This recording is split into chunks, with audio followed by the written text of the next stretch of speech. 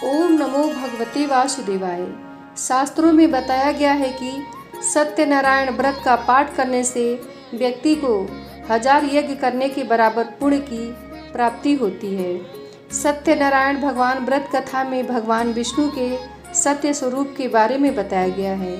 इस व्रत का पाठ करने से घर में सुख समृद्धि का वास होता है और भगवान विष्णु की कृपा बनी रहती है। तो आइए सुनते हैं सत्यनारायण व्रत कथा। एक समय की बात है, नैमिषारण्य तीर्थ में शौनक आदि 88,000 ऋषियों ने श्री सूत जी से पूछा, हे प्रभु, इस कलयुग में वेद विद्या रहित मनुष्यों को प्रभु भक्ति किस प्रकार मिल सकती है तथा उनका उद्धार कैसे होगा। हे मुनि श्रेष्ठ, कोई ऐसा तप बताइए जिससे थोड़े समय में ही पुण्य मिले और मनवांछित फल भी मिल जाए। इस प्रकार की कथा सुनने की हम इच्छा रखते हैं। सर्वशास्त्रों के ज्ञाता सूत जी बोले, है वैष्णवों में पूज्य, आप सभी ने प्राणियों के हित की बात पूछी है, इसलिए मैं एक श्रेष्ठ व्रत को आप लोगों को बताऊंगा, जिसे नारद जी ने लक्ष्मी नारायण जी से पूछा था और लक्ष्मीपति ने मुनि श्रेष्ठ नारद जी से कहा था। आप सब इसे ध्यान से सुनिए। एक समय की बात है, योगी राज नारद जी दूसरों की हित के इच्छा के अनेकों लोकों में घूमते हुए मृत्यु लोक में आ पहुँचे। यहाँ उन्होंने अनेक योनियों में जन्मे प्रायः सभी मनुष्यों को अपने कर्मों द्वारा अनेकों दुखों से पीड़ित देखा। उनका दुख देख नारद जी सोचने लगे कि कैसा यत्न किया जाए जिसके करने से निश्चित रूप से मानव के दुखों का अंत हो जाए। इसी विचार पर मनन करते हुए वह विष्णु लोक में गए। वहाँ वह देवों के इस नारायण की स्तुति करने लगे, जिनके हाथों में शंख चक्र गदा और पद्म थे, गले में वनमाला पहने हुए थे। स्तुति करते हुए नारद जी बोले, हे भगवान, आप अत्यंत शक्ति से संपन्न हैं, मन तथा वाणी भी आपको नहीं पा सकती। आपका आदि मध्य तथा अंत नहीं है। निर्गुण स्वरूप सृष्टि के कारण भक्तों के दुखों को दूर करने वाले हैं। आपको मेरा नमस्कार है। नारद जी की स्तुति सुन विष्णु भगवान बोले, हे मुनि श्रेष्ठ, आपके मन में क्या बात है? आप किस काम के लिए पधारे हैं, उसे निसंकोच होकर कहिए। इस पर नारद मुनि बोले कि मृत्यु लोक में अनेक योनियों में जन्मे मनुष्य अपने कर्मों के द्वारा अनेकों दुख से दुखी हो रहे हैं। हे नाथ, आप मुझ पर दया रखते हैं तो बताइए कि वो मनुष्य थोड़े प्रयास से ही अपने दुखों से छुटकारा कैसे पा सकते हैं। श्री हरि बोले, हे नारद, मनुष्यों की भलाई के लिए तुमने बहुत अच्छी बात पूछी है। जिसके करने से मनुष्य मोह से छूट जाता है, वह बात मैं कहता हूँ, उसे सुनो। स्वर्ग लोक व मृत्यु लोक दोनों में एक दुर्लभ उत्तम व्रत है जो पुण्य देने वाला है। आज प्रेमवश होकर मैं तुमसे कहता हूँ, श्री सत्यनारायण भगवान का यह व्रत अच्छी तरह विधान पूर्वक करके मनुष्य तुरंत ही यहाँ सुख भोग कर मरने पर मोक्ष पाता है। श्री हरि के वचन सुन नारद जी बोले कि उस व्रत का फल क्या है और उसका विधान क्या है, यह व्रत किसने किया था, इस व्रत को किस दिन करना चाहिए, सभी कुछ विस्तार से बताएं। नारद की बात सुनकर श्री हरि बोले, दुख व शोक को दूर करने वाला यह सभी स्थानों पर विजय दिलाने वाला है। मानव को भक्ति व श्रद्धा के साथ शाम को श्री सत्यनारायण की पूजा धर्म परायण होकर ब्राह्मणों व बंधुओं के साथ करनी चाहिए। भक्ति भाव से ही नैवेद्य केले का फल, घी, दूध और गेहूं का आटा सवाए लें। गेहूं के स्थान पर साठी का आटा, शक्कर तथा गुड़ लेकर वह सभी भक्ष्य भोग्य पदार्थों को मिलाकर भगवान का भोग लगाएं। ब्राह्मणों सहित बंधु बांधवों को भी भोजन कराएं। उसके बाद स्वयं भोजन करें। भजन कीर्तन के साथ भगवान की भक्ति में लीन हो जाएं। इस तरह से सत्यनारायण भगवान का यह व्रत करने पर मनुष्य की सारी इच्छाएं निश्चित रूप से पूरी होती हैं। इस कलिकाल अर्थात कलयुग में मृत्यु लोक में मोक्ष का यही एक सरल उपाय बताया गया है। सूत जी बोले, हे ऋषियों, जिसने सबसे पहले इस व्रत को किया था उसका इतिहास कहता हूँ, ध्यान से सुनो। सुंदर काशीपुरी नगरी में एक अत्यंत निर्धन ब्राह्मण रहता था। भूख प्यास से परेशान वह धरती पर घूमता रहता था। ब्राह्मणों से प्रेम करने वाले भगवान ने एक दिन ब्राह्मण का वेश धारण कर उसके पास जाकर पूछा, हे विप्र, नित्य दुखी होकर तुम पृथ्वी पर क्यों घूमते हो? दीन ब्राह्मण बोला, मैं निर्धन ब्राह्मण हूँ, भिक्षा के लिए धरती पर घूमता हूँ। हे भगवान, यदि आप इसका कोई उपाय जानते हो तो बताइए।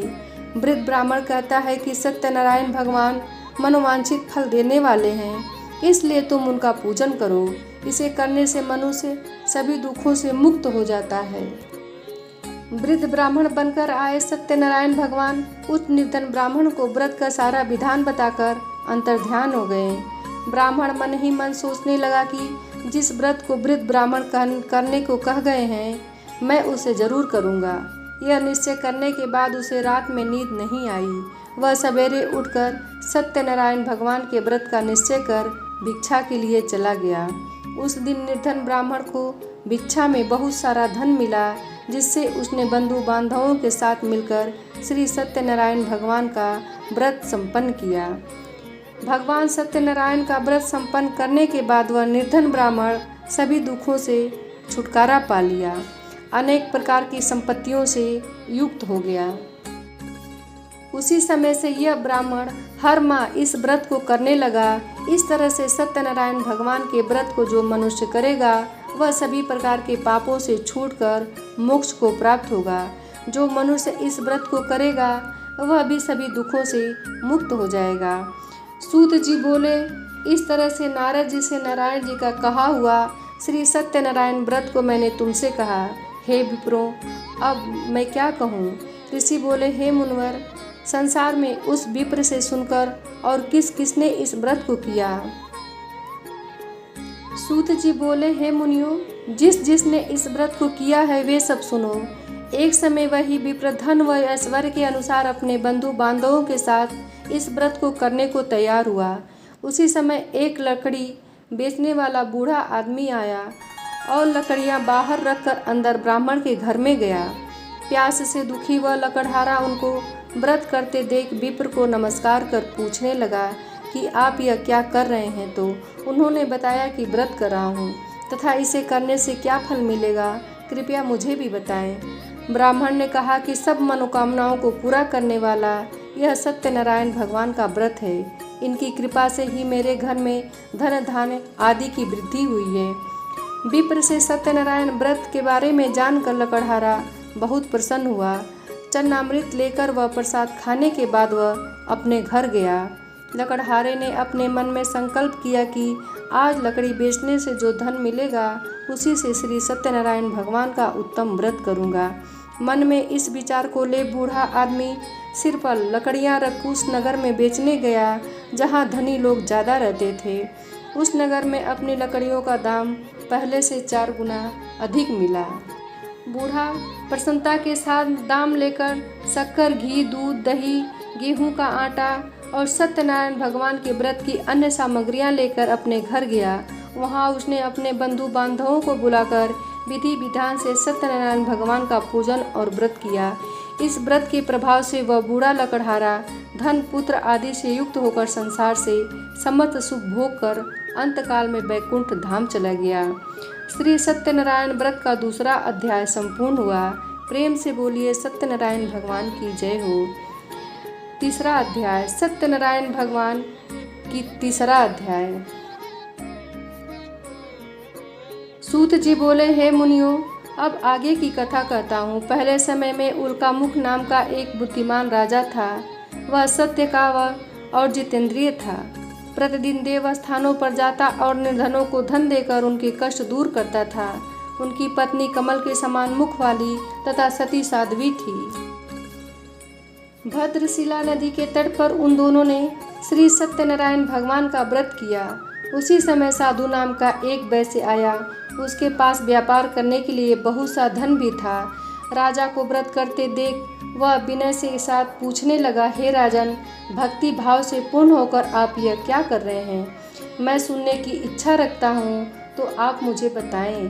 राजा बोला, हे साधु, अपने बंधु बांधवों के साथ पुत्र आदि की प्राप्ति के लिए एक महाशक्तिमान श्री सत्यनारायण भगवान का व्रत व पूजन कर रहा हूँ। राजा के वचन सुन साधु आदर से बोला, हे राजन, मुझे इस व्रत का सारा विधान कहिए। आपके कथनानुसार मैं भी इस व्रत को करूँगा। मेरी भी संतान नहीं है और इस व्रत को करने से निश्चित रूप से मुझे संतान की प्राप्ति होगी। राजा से व्रत का सारा विधान सुन व्यापार से निवृत्त हो वह अपने घर गया। साधु वैश्य ने अपनी पत्नी को संतान देने वाले इस व्रत का वर्णन कह सुनाया और कहा कि अब मेरी संतान होगी तो मैं इस व्रत को करूँगा। साधु ने इस तरह के वचन अपनी पत्नी लीलावती से कहे। एक दिन लीलावती पति के साथ आनंदित हो सांसारिक धर्म में प्रवृत्त होकर सत्यनारायण भगवान की कृपा से गर्भवती हो गई। 10वें महीने में उसके गर्भ से एक सुंदर कन्या ने जन्म लिया। दिनों दिन वह ऐसे बढ़ने लगी कि शुक्ल पक्ष चंद्रमा बढ़ता है। माता पिता ने अपनी कन्या का नाम कलावती रखा। एक दिन लीलावती ने मीठे शब्दों में अपने पति को याद दिलाया कि आपने सत्यनारायण भगवान के जिस व्रत को करने का संकल्प किया था उसे करने का समय आ गया है। आप इस व्रत को करिए। साधु बोला कि हे प्रिय, इस व्रत को मैं उसके विवाह पर करूँगा। इस प्रकार अपनी पत्नी को आश्वासन देकर वह नगर को चला गया। कलावती पिता के घर में रह वृद्धि को प्राप्त हो रही थी। साधु ने एक बार नगर में अपनी कन्या को सखियों के साथ देखा तो तुरंत ही दूत को बुलाया और कहा कि मेरी कन्या की योग्य वर देख कर आओ। साधु की बात सुनकर दूत कंचन नगर में पहुंचा और वहां देखभाल कर लड़की के लिए सुयोग वाणिक पुत्र को ले आया। सुयोग लड़के को देख साधु ने बंधु बांधवों को बुलाकर अपनी पुत्री का विवाह कर दिया। लेकिन दुर्भाग्य की बात है कि साधु ने अभी भी श्री सत्यनारायण भगवान का व्रत नहीं किया। इस पर श्री भगवान क्रोधित हो गए और श्राप दिया कि साधु को अत्यधिक दुख मिले। अपने कार्य में कुशल साधु बनिया जमाई को लेकर समुद्र के पास स्थित होकर रत्नासरपुर नगर में गया। वहां जाकर दामाद ससुर दोनों मिलकर चंद्रकेतु राजा के नगर में व्यापार करने लगे। एक दिन भगवान श्री सत्यनारायण की माया से एक चोर राजा का धन चुराकर भाग रहा था। उसने राजा के सिपाहियों को अपना पीछा करते देख चुराया हुआ धन वहां रख दिया जहां साधु अपने जमाई के साथ ठहरा हुआ था। राजा के सिपाहियों ने साधु वैश्य के पास जा राजा का धन पड़ा देखा तो वह ससुर जमाई दोनों को बांधकर प्रसन्नता से राजा के पास ले गए और कहा कि उन दोनों चोरों को हम पकड़ लाए हैं, आप आगे की कार्यवाही करें। राजा की आज्ञा से उन दोनों को कठिन कारावास में डाल दिया गया और उनका सारा धन भी उनसे छीन लिया गया। श्री सत्यनारायण भगवान से श्राप से साधु की पत्नी भी बहुत दुखी हुई। घर में जो धन रखा था उसे चोर चुरा ले गए। शारीरिक तथा मानसिक पीड़ा व भूख प्यास से अति दुखी हो अन्न की चिंता में कलावती ने ब्राह्मण के घर गई। वहां उसने श्री सत्यनारायण भगवान का व्रत करते देखा, कथा भी सुनी। वह प्रसाद ग्रहण कर वह रात को घर वापस आई। माता की कलावती से पूछा कि हे पुत्री, अब तक तुम कहाँ थी? मेरे मन में क्या है? कलावती ने अपनी माता से कहा, हे माता, मैंने एक ब्राह्मण के घर में श्री सत्यनारायण भगवान का व्रत देखा है। कन्या के वचन सुन लीलावती भगवान के पूजन की तैयारी करने लगी। लीलावती ने परिवार व बंधुओं से श्री नारायण भगवान का पूजन किया और उनसे वर मांगा कि मेरे पति तथा जमाई शीघ्र घर आ जाए। साथ ही यह भी प्रार्थना की कि हम सब अपराध को क्षमा करें। श्री सत्यनारायण भगवान इस व्रत से संतुष्ट हो गए और राजा चंद्रकेतु को सपने में दर्शन देकर कहा कि हे राजन, तुम उन दोनों वैश्यों को छोड़ दो और तुमने उनका जो धन लिया है उससे वापस कर दो। अगर ऐसा नहीं किया तो तुम्हारे धन, राज्य, संतान सभी को नष्ट कर दूंगा। राजा को यह सब कहकर वह अंतर्ध्यान हो गए। प्रातःकाल सभा में राजा ने अपना सपना सुनाया, फिर बोले कि बाणिक पुत्रों को कैद से मुक्त कर सभा में लाओ। दोनों ने आते ही राजा को प्रणाम किया। राजा मीठी बाणी में बोला, हे महानुभाव, भाग्यवश ऐसा कठिन दुख तुम्हें प्राप्त हुआ है, लेकिन अब तुम्हें कोई भय नहीं है। ऐसा कह राजा ने उन दोनों को नए वस्त्र आभूषण भी पहनाए और जितना धन उनका लिया था उससे दोगुना कर धन वापस कर दिया। दोनों वैश्य अपने घर को चल दिए। श्री सत्यनारायण व्रत का तीसरा अध्याय संपूर्ण। बोलिए श्री सत्यनारायण भगवान की जय। सत्यनारायण भगवान की व्रत कथा का चौथा अध्याय। सूत जी बोले, वैश्य ने मंगलाचार कर अपनी यात्रा आरंभ की और अपने नगर की ओर चल दिए। उनके थोड़ी दूर जाने पर एक दंडी वेशधारी श्री सत्यनारायण ने उनसे पूछा, हे साधु, तेरी नाव में क्या है? अभिवाड़ी वणिक हंसता हुआ बोला, हे दंडी, आप मुझे क्यों पूछते हो? क्या धन लेने की इच्छा है? मेरी नाव में तो वेद पत्ते भरे हुए हैं। वैश्य के कठोर वचन सुन भगवान बोले, तुम्हारा वचन सत्य हो। दंडी ऐसे वचन कर वहाँ से दूर चले गए। कुछ दूर जाकर समुद्र के किनारे बैठ गए। दंडी के जाने के बाद साधु वैश्य ने नित्य क्रिया के पश्चात नाव को ऊंची उठते देखकर अचंभा माना और नाव में बेद पत्ते आदि देख वह मूर्छित हो जमीन पर गिर पड़ा। मूर्छा खुलने पर वह अत्यंत शोक में डूब गया। तब उसका दामाद बोला कि आप शोक न मनाएं, यह दंडी का शाप है, इसलिए हमें उनकी शरण में जाना चाहिए, तभी हमारी मनोकामना पूरी होगी। दामाद की बात सुनकर वह दंडी के पास पहुंचा और अत्यंत भक्ति भाव नमस्कार करके बोला, मैंने आपसे जो असत्य वचन कहे थे उनके लिए मुझे क्षमा दें। ऐसा कहकर महान शोकातुर होकर रोने लगा। तब दंडी भगवान बोले कि हे बड़ी पुत्र, मेरी आज्ञा से बार बार तुम्हें दुख प्राप्त हुआ है, तू मेरी पूजा से विमुख है। साधु बोला, हे भगवान, आपकी माया से ब्रह्मा आदि देवता भी आपके रूप को नहीं जानते, तब मैं अज्ञानी कैसे जान सकता हूँ? आप प्रसन्न होइए, अब मैं सामर्थ्य के अनुसार आपकी पूजा करूँगा। मेरी रक्षा करो और पहले की समान नौका में धन भर दो।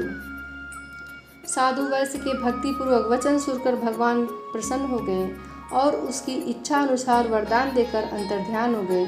ससुर जमाई जब नाव पर आए तो नाव धन से भरी हुई थी, फिर भी वह अपने अन्य साथियों के साथ श्री सत्यनारायण भगवान का पूजन करके अपने नगर को चल दिए। जब नगर के नज़दीक पहुँचे तो दूत को घर पर खबर करने के लिए भेज दिया। दूत साधु की पत्नी को प्रणाम कर कहता है कि मालिक अपने दामाद सहित नगर के निकट आ गए हैं। दूत की बात सुनकर साधु की पत्नी लीलावती ने बड़े हर्ष के साथ सत्यनारायण भगवान का पूजन कर अपनी पुत्री कलावती से कहा कि मैं अपने पति के दर्शन को जाती हूँ, तू कार्य कर पूर्ण शीघ्र आ। माता के ऐसा वचन सुनकर कलावती जल्दी में प्रसाद छोड़कर अपने पति के पास चली गई। प्रसाद की अवज्ञा के कारण श्री सत्यनारायण भगवान रुष्ट हो गए और नाव सहित उसके पति को पानी में डुबो दिया। कलावती अपने पति को वहां ना पाकर रोती हुई जमीन पर गिर पड़ी। नौका को डूबा हुआ देखकर कन्या को रोता देख साधु दुखी होकर बोला कि हे प्रभु, मुझसे तथा मेरे परिवार से जो भूल हुई है उसे क्षमा करें। साधु की दीन वचन सुनकर श्री सत्यनारायण भगवान प्रसन्न हो गए और आकाशवाणी हुई, हे साधु, तेरी कन्या मेरे प्रसाद को छोड़ कर आई है, इसलिए उसका पति अदृश्य हो गया है। यदि वह घर जाकर प्रसाद खाकर लौटती है तो इसे इसका पति अवश्य मिलेगा। ऐसी आकाशवाणी सुन कलावती घर पहुंचकर प्रसाद खाती है और फिर आकर अपने पति के दर्शन करती है। उसके बाद साधु अपने बंधु बांधवों सहित श्री सत्यनारायण भगवान का विधि विधान से पूजन करता है। इस लोक का सुख भोग को अंत में स्वर्ग जाता है। श्री सत्यनारायण व्रत का चौथा अध्याय संपूर्ण। बोलिए श्री सत्यनारायण भगवान की जय हो। श्री सत्यनारायण भगवान व्रत कथा का 5वां अध्याय। सूत जी बोले, हे ऋषियों, मैं और भी एक कथा सुनाता हूँ, उसे भी ध्यान पूर्वक सुनो। प्रजा पालन करने में लीन तुंगध्वज